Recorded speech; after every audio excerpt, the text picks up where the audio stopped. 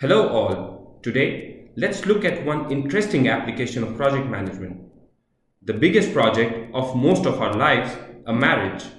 I will tell you about my lessons from arranging my brother's marriage. Let me tell you, it was interesting for me, impactful for my brother's life, and fulfilling for the family. A typical Indian wedding lasts 4 days, 100 guests staying over with us, and the main dinner was organized for 600 people. We will focus on the main dinner today. We needed a big venue. We found a suitable one just outside the city and we booked it 12 months in advance. We also booked for food and buses to move the guests to the venue.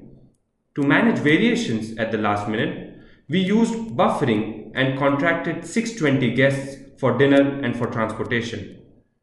To avoid foreseen uncertainties, like what if it rains on that day, we also agreed with the hotel for an alternative closed space in the premises.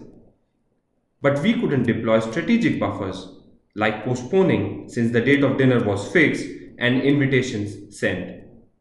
Just 5 days before the wedding, we realized that the number of confirmations was higher and hence we increased the count to 700 for the dinner. We verbally informed the hotel.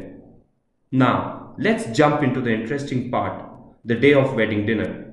Meet the groom and the bride and the many guests that arrived to bless them. The party was in full swing, but as Auntie says, not everything goes as per the plan. We too faced a problem. We had 720 guests instead of 700. The food was nearly finished. This was surprising since we had estimated 700 guests and a small buffer was sufficient for them. We checked with the hotel.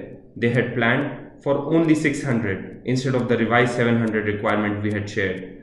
The lack of documenting changes got the better of us. To us, this was now an unforeseen uncertainty. The best way to overcome it is to have clear priorities.